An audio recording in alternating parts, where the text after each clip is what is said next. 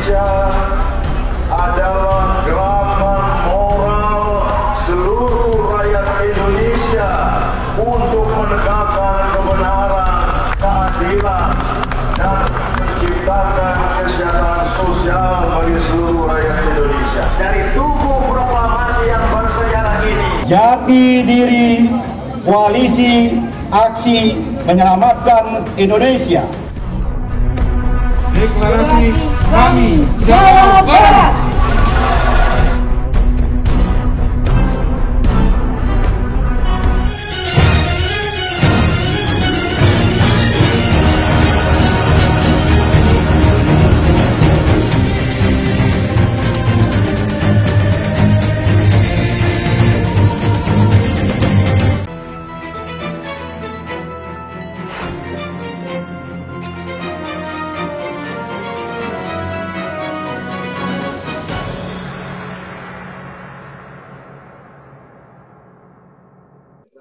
Assalamualaikum warahmatullahi wabarakatuh. Ya, Waalaikumsalam warahmatullahi wabarakatuh. Selamat malam Mas Harsubeno Arif, kawan lama 30 tahun nggak pernah ketemu, dulu sama-sama aktif di pers mahasiswa tahun 80-an.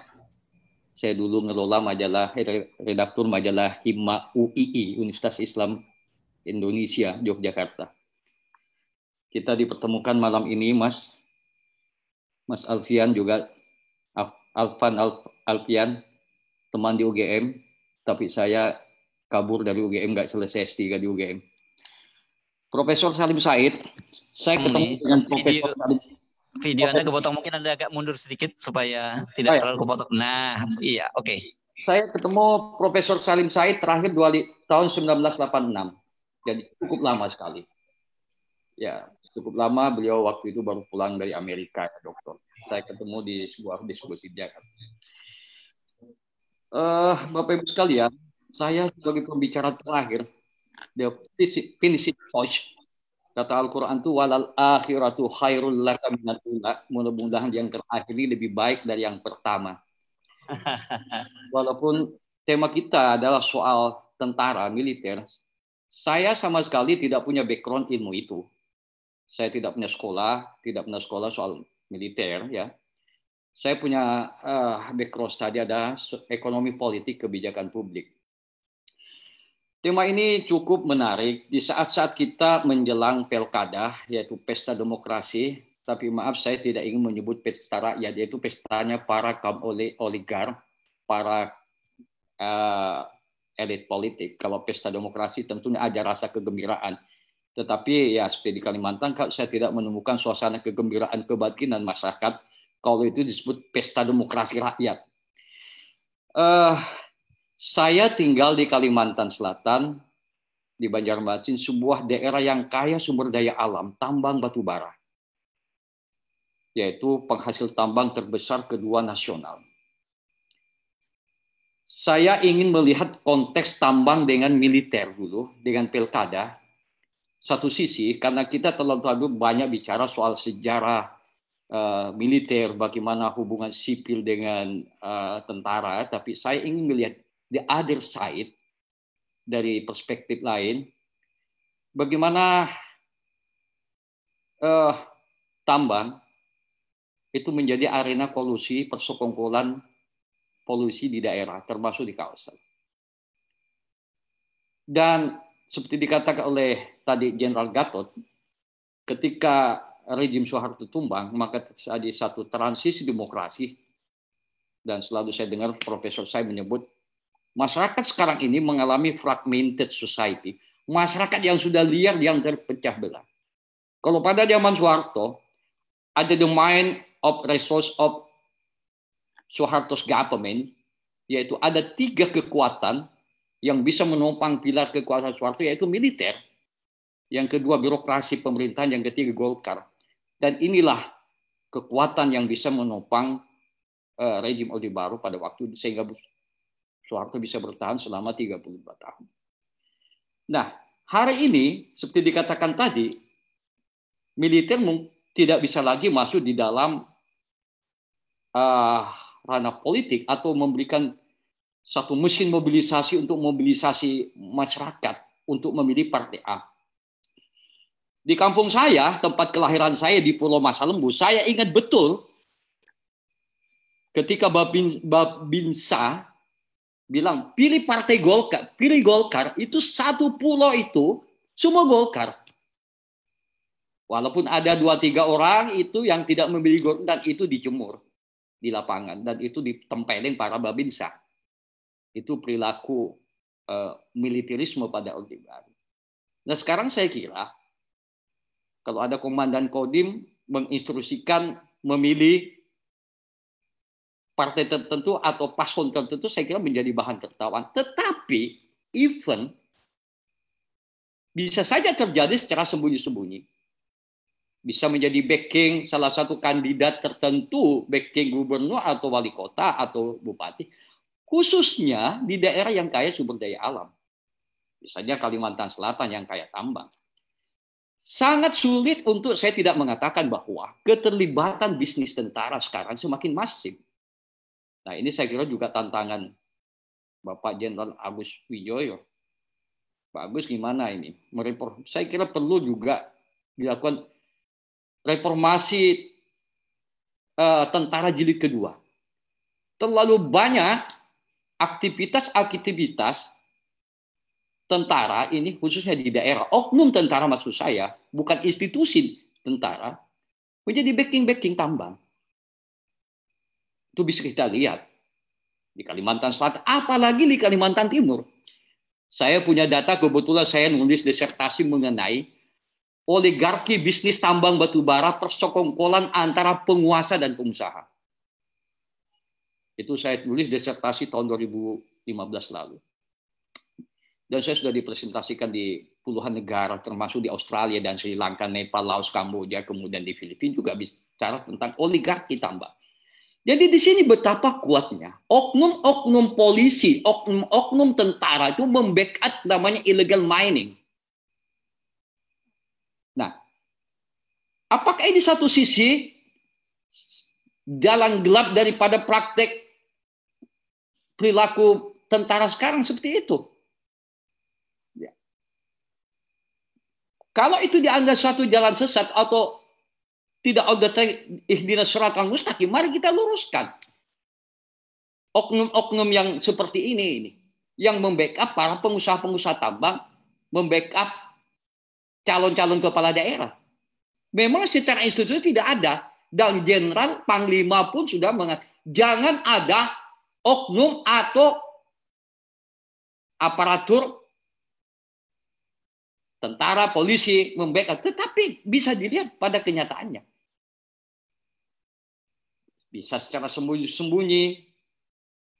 Dan apalagi di daerah seperti Kalimantan Selatan, itu sangat rentan sekali.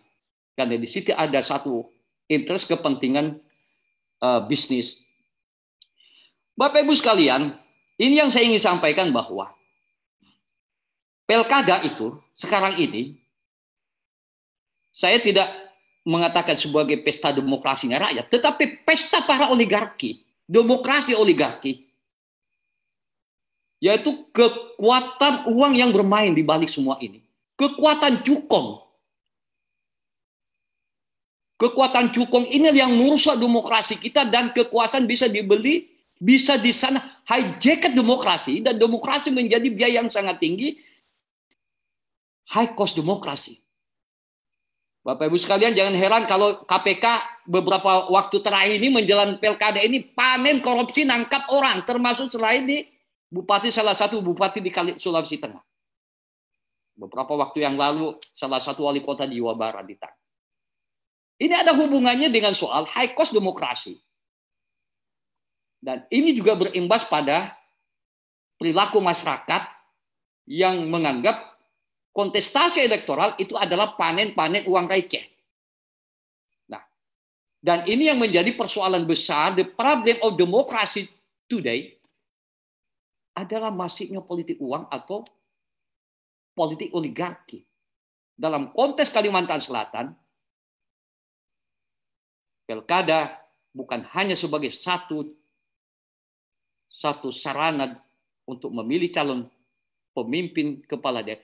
Tetapi ini adalah satu pengukuran loyalitas para aktor-aktor politik, tambang, dan pengusaha. Dan ada di sini muncul nanti patron klien dan muncul namanya praktik-praktik persekongkolan, rent seeking, macam-macam. Nah, di tengah pilkada yang semakin oligarki, semakin kapitalistik, ya di sini juga ada unsur-unsur aparat, oknum kepolisian, tentara yang ikut bermain mata di tengah hiruk-pikuknya pilkada. Bapak Ibu sekalian, banyak data saya kebetulan sedang meneliti sekarang ini. Mining and election, the dynamic of local politics in South Kalimantan Province. Jadi saya wawancara dengan beberapa orang usaha politisi dengan aparat. Susah untuk tidak mengatakan keterlibatan oknum kepolisian, tentara di dalam membackup tambang-tambang batu bara. Tadi Mas topik soal militer itu menjadi backing korporasi. Beberapa waktu yang lalu kita sedih melihat kasus yang terjadi di Kalimantan Tengah. Di sebuah perkebunan kelapa sawit, di sebuah kabupaten, saya nggak usah sebut namanya. Bagaimana rakyat itu disiksa. Atas nama kepentingan perusahaan, rakyat disiksa karena perebutan lahan-lahan. Di Kalimantan Selatan juga ada kasus bagaimana seorang wartawan dikriminalisasi karena menulis soal pencaplokan lahan-lahan tambang, lahan-lahan masyarakat oleh oligarki tambang. Dan itu dikriminalisasi dan dilaporkan oleh orang yang memiliki kekuatan modal, kekuatan ekonomi, dan wartawan itu dipenjara selama 3 bulan lebih. Nah, fakta-fakta inilah yang menjadi persoalan kita, ya, keterlibatan oknum TNI, polisi di dalam bisnis politik. Tadi dikatakan oleh Jenderal Agus, polisi nggak boleh berbisnis. Tetapi faktanya di Kalimantan Timur banyak lahan-lahan dikuasai para jenderal-jenderal. Saya punya data soal itu. Di Kalimantan Selatan. Nah, barangkali perlu menginstal ulang makna reformasi tentara ini. Supaya tidak menjadi bemper kekuasaan korporasi atau kekuasaan. Kembali kepada jati diri, back to basic. Bapak Ibu sekalian, nah jangan sampai institusi militer, institusi kepolisian itu menjadi bagian dari pasar. Ketika menjadi bagian dari pasar, maka semua akan tersandra. Ketika sudah tersandra oleh kekuatan pasar, kekuatan market, hanya mengabdi kepada kekuatan pasar, lalu kita berharap kepada siapa lagi? Nah, ketika masyarakat sipil sudah semakin mengalami pelemahan, sipil sudah terkontaminasi dengan kekuatan pasar, tentu saja alat kontrol terhadap kekuasaan ini tidak bisa diharap daripada masyarakat sipil yang sudah terkontaminasi oleh pasar. Lembaga-lembaga demokrasi, DPR, partai politik, ya, nah maaf, masyarakat kadang sudah muak melihat praktik-praktik perilaku oknum-oknum anggota dewan, institusi demokrasi tidak memberikan kepuasan, memberikan sebuah jawaban terhadap aspirasi-aspirasi politik rakyat. Partai politik yang ada sekarang ini tidak lebih sebagai arena peternakan politik, politik dinasti, political farming. Kita lihat partai politik itu melembagakan politik dinasti, politik family. Jadi menjadi arena peternakan kekuasaan politik. Ya anaknya, bapaknya, ibunya, menantunya, cucunya, karena dia memiliki kuasa modal. Saya ingin bicara dalam konteks kasus Kalimantan Selatan. Tidak ada Ketua-ketua partai elit partai bukan latar belakang pengusaha tambang.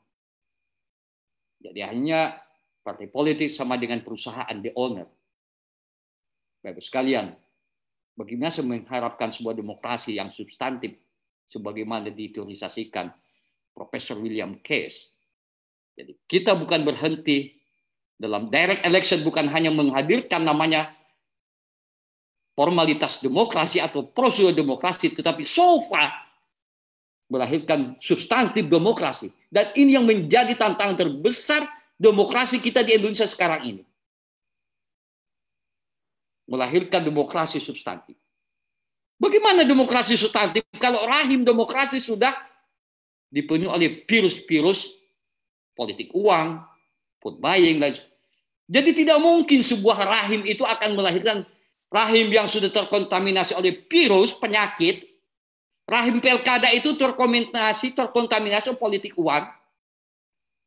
Akan melahirkan bayi-bayi yang sehat, pemimpin yang sehat. Bisa melahirkan pemimpin-pemimpin yang idiot. Itu ya. Ya. Bagaimana bisa sebuah pilkada melahirkan sebuah demokrasi, sebuah pemimpin yang capable, yang berkualitas, yang berintegritas. Nah, rahim demokrasi dipenuhi oleh money politik, food buying. Jadi tidak mungkin melahirkan bayi yang sehat, yang segar, yang memiliki kecerdasan. Sementara calon pemimpin yang lahir dari kekuatan uang, politik uang. Lahir dari sebuah persekongkolan antar aktor-aktor. Jadi saya ingin menyebut demokrasi yang ada sekarang ini demokrasi Manofaus. Ya, tidak mungkin lagi melahirkan bayi. Ya, namanya saja Manofaus. Bapak Ibu sekalian, ini problem demokrasi kita. Nah, oleh karena itu, supaya kita bernegara dengan baik, supaya cerdas kita, bagaimana outlooking for the future, bagaimana membangun demokrasi yang berkualitas, saya kira semua komponen ini punya common sense yang sama, punya political yang sama. Partai politik tidak lagi menjadi sebuah perusahaan, menjadi peternakan politik hanya diternak oleh orang punya uang. Partai politik hanya welcome bagi orang yang punya rekening banyak untuk calon bupati, calon gubernur. Ya jangan bermimpilah dosen-dosen nggak punya duit. Nggak mungkin dosen bisa jadi gubernur wali kota. Seorang dosen umpamanya jadi calon bupati, jadi gubernur wali kota, nggak mungkin. Saya kira itu sangat mustahil untuk hari ini. Ya. Tapi demokrasi kita dibangun oleh kuasa uang. Cerita ini sebetulnya bukan cerita baru. Tapi saya ingin mereview kembali pikiran kita malam ini. Karena detik-detik menjelang pilkada ini. Hari ini bisa saja di seluruh Indonesia sudah bagi-bagi uang. Attack down. Bagi duit. Dengan berbagai macam modus operandi. Sekarang ini di Kalimantan Selatan saya sampaikan kepada Bapak peserta webinar. Ada modus baru untuk politik uang sekarang. Yaitu beredar kupon-kupon. Jadi kupon itu dibagi ke masyarakat kayak inden mobil. Di inden. Kalau si A nanti terpilih akan dibayar. Ini kan kriminal demokrasi atau skandal demokrasi. Saya menyebut tulisan Profesor Mary McCoy menyebut skandal demokrasi in Indonesia. Ini skandal demokrasi seperti ini. Mestinya aparat-aparat keamanan, polisi, Bawaslu, KP, tangkapin orang yang begini-begini ini. Kalau ingin menciptakan demokrasi yang substantif. Tapi dari event to event pilkada, saya kira tidak bisa melahirkan sebuah demokrasi substantif. Ya, dari pilkada ke pilkada yang bermain ada politik uang. Bapak Ibu sekalian, saya kadang sedih. Saya punya teman menulis buku ya, teman saya sejak 2013 saya bantu penelitian di Kalimantan Selatan dan Tengah, yaitu Profesor Edward Aspinall. Ya, sahabat kita menulis buku Demokrasi Pocel.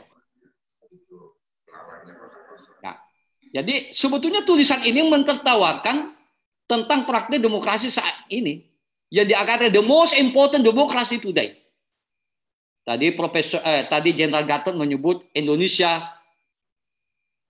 negara demokrasi terbesar ketiga di dunia. Amerika, India, Indonesia.